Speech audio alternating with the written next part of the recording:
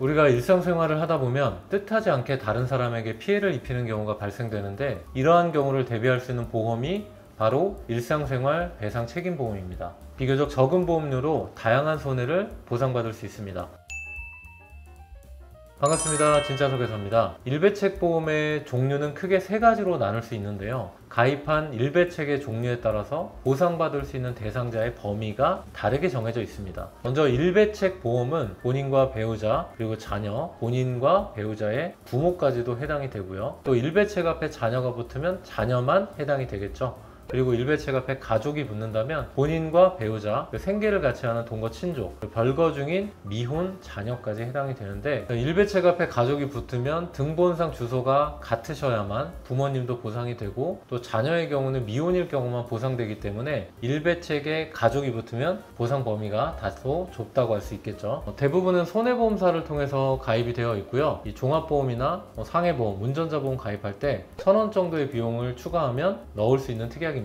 일배책 보험은 실제 피해본 범위에서만 배상해주기 때문에 중복 가입이 불가능하고요. 2개 이상 가입이 되어 있더라도 실제 부담한 그 손해배상금을 보험사별로 나눠서 각각 비례 보상해주는 형태입니다. 예를 들어서 A와 B 보험사의 일배책 보험에 중복으로 가입이 되어 있다고 가정을 한번 해보고, 손해배상금이 300만 원이 나왔다고 가정할 경우에 A 보험사는 피해액의 50%인 150만 원, B 보험사 역시도 50%인 150만 원, 이렇게 A, B 보험사가 각각 나눠서 비례 보상하고 있습니다. 여기서 보험사에서는 도덕적 해이 문제를 방지하는 차원에서 자기부담금을 공제하게 되는데요. 최근에 판매되는 일배책 보험에서는 누수사고일 경우에는 50만원, 누수 이외에 재물사고는 20만원을 공제하고요. 또 타인의 신체에 피해를 준 경우에만 공제 금액 없이 1억 원 한도로 보상을 해주고 있습니다. 또 노트북이나 휴대폰 같은 물건일 경우에는 감가상각이 적용될 수 있는데요. 물건을 처음 샀던 그대로 가격 보상을 해주는 게 아니라 현재 중고 물품가의 기준으로 보상을 해줍니다. 다만 피해자의 과실이 있는 경우 또 과실 비율만큼 상계한 다음에 보상을 해준다는 점은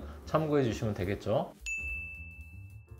일배책 보험으로 가장 청구가 빈번했던 사고는 아마도 누수 사고일 텐데요. 실제로 현장에서 이 부분을 잘 모르셔서 보상을 못 받는 사례가 많았다고 합니다. 바로 보험증권에 기재된 주택의 주소지입니다. 일배책 보험에 가입하고 나서 이사를 하시게 되거나 또 소유권이 변경된 경우에 이 보험사나 담당 설계사에게 반드시 알려서 보험증권상 소재지를 현재 거주하고 있는 주소로 반드시 변경을 해주셔야 되는데요. 20년 4월 기점으로 일배책 보험의 약관이 좀 변경된 부분이 있습니다. 신규로 주택을 매입해서 타인에게 임대해준 주택의 경우 20년 4월 이후 가입한 일배책에서는 보상이 가능합니다. 하지만 20년 4월 이전에 가입한 일배책 보험에서는 실제 거주하지 않는 경우에는 보상이 불가능한데요. 예를 들면 현재 주거하는 주택 한 채와 또 임대준 주택 한 채, 이렇게 소유권을 가지고 있는 상태에서 본인의 일배책은 20년 4월에 이전에 가입하셨고 배우자 일배책은 20년 4월 이후에 가입했다고 가정을 한번 해보고요. 이 본인 일배책은 20년 4월 이전에 가입을 하셨기 때문에 보험증권상 소재지를 임대준 주택으로 설정해 주셔도 실제 거주하지 않았기에 보상이 안 되는 거고요. 이 배우자님의 일배책은 20년 4월 이후에 가입을 했기 때문에 임대해준 주택을 이 보험증권상 소재지로 변경을 해두셨다면 실제 거주하지 않더라도 보상이 가능하도록 약관이 변경되었습니다. 그럼 누수사고의 피해 보상은 어떻게 이루어지게 되는 걸까요? 분쟁 사례를 한번 보겠습니다. 이 보험 대상자의 주택의 배관 누수로 아랫집이 피해를 입었고, 이 피보험자 본인 집의 벽지도 손상이 되었습니다. 또 추가 피해를 막기 위해 업체를 통해 누수 원인을 탐지하고 비용을 지출한 경우인데요. 이렇게 추가 피해를 방지하기 위해 손해방지 의무라는 규정이 있기 때문에 이 누수 탐지하는 비용이나 아랫집의 피해를 막기 위해 배관 등의 교체 비용은 손해방지를 위한 비용에 해당이 되기 때문에 보상받을 수 있다는 부분입니다. 하지만 수리비 전부가 모두 보상되는 것은 아니겠죠. 손해방지라는 것은 우리 집 배관 문제로 더 이상 아랫집에 피해를 보면 안 되니까 이 문제의 배관을 수리를 해야 되는 게 당연하겠죠. 또 배관을 보수하려면 바닥 시멘트를 까내고 또 보수를 또 진행을 하게 되는 거니까 바닥을 덮는 미장 비용까지가 이 보수의 범위라고 보시면 되겠습니다. 하지만 이제 누수로 인한 본인의 집 벽지와 장판 등의 인테리어 복구 비용은 피해 경감을 위한 손해방지 비용에 해당하지 않겠죠. 그래서 보상이 안 되겠죠. 일배책 보험금 청구는 자동차 사고를 내면 자동차 보험회사 담당자가 배정되고 보상 처리를 해주죠. 또 일배책 보험도 똑같습니다. 네, 가입한 일배책 보험사의 고객센터로 사고 접수를 하시면 담당자가 배정이 되고요. 이 사고 경위에 대해서 확인을 하고 어떤 서류를 준비해서 청구해야 되는지에 안내를 받으시고 서류를 준비를 하시면 되겠습니다. 그러니까 사고 처리하기 전 과정을 보면 먼저 수리하기 전에 고객센터를 통해서 배상 접수를 해주시고요. 피해 부위의 사진이나 영상으로 또 남기시면 도움이 되겠죠.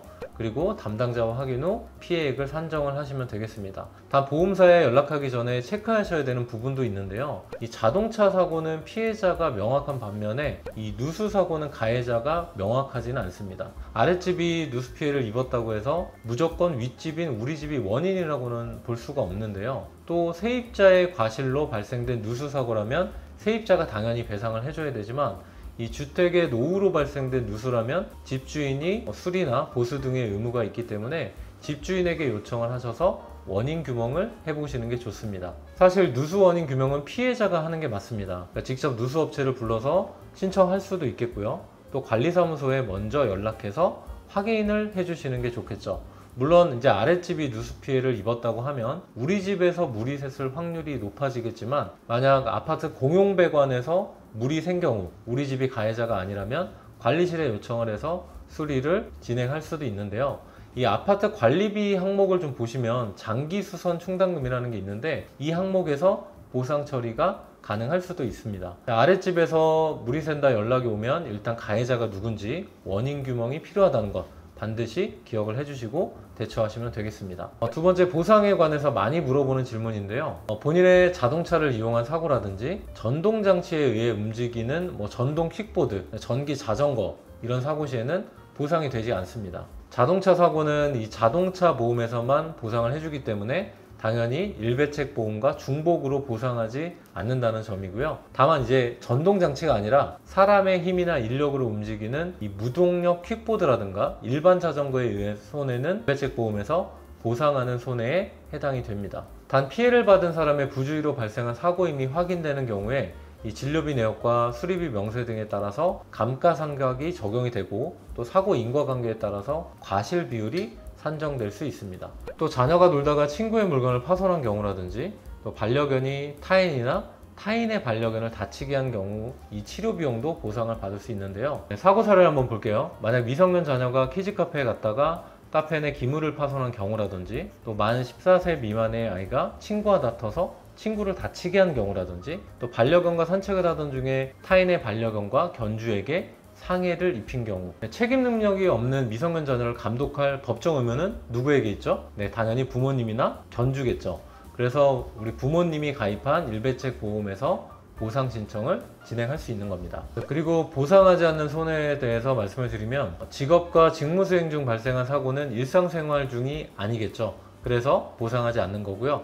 또 지진이나 해일과 같은 천재지변으로 발생한 사고 역시도 보상하지 않겠죠. 또한 타인에 대한 배상을 전제로 한 배상 책임이기 때문에 우연한 사고라고 하더라도 본인이나 세대를 같이 하는 동거 친족에 대한 이 배상 책임 손해는 보상하지 않으니까 이 부분 유의하시기 바랍니다. 마지막으로 일상생활 배상 책임보험 가입 여부는 이 금융감독원 내보험 다부여 메뉴에서 본인의 보험 가입 여부를 확인할 수도 있겠고요. 또는 가입한 보험사나 담당 설계사 분에게 확인할 수도 있습니다. 담당 설계사가 없으시다면 저한테 연락을 주셔도 확인이 가능합니다. 그리고 반드시 가입한 증권에 현재 거주하는 주소 또는 임대해진 주택 소재지로 설정되어 있는지 반드시 보험증권을 확인해야 된다는 거 꼭 기억해 주시기 바랍니다. 오늘 영상이 도움되셨다면 구독과 좋아요 부탁드리고요. 네, 더 유익한 내용으로 저는 다시 찾아뵙겠습니다. 오늘도 시청해 주셔서 진심으로 감사합니다. 보험 광고는 심의 기준을 준수하였으며 유효기간은 심의일로부터 1년입니다.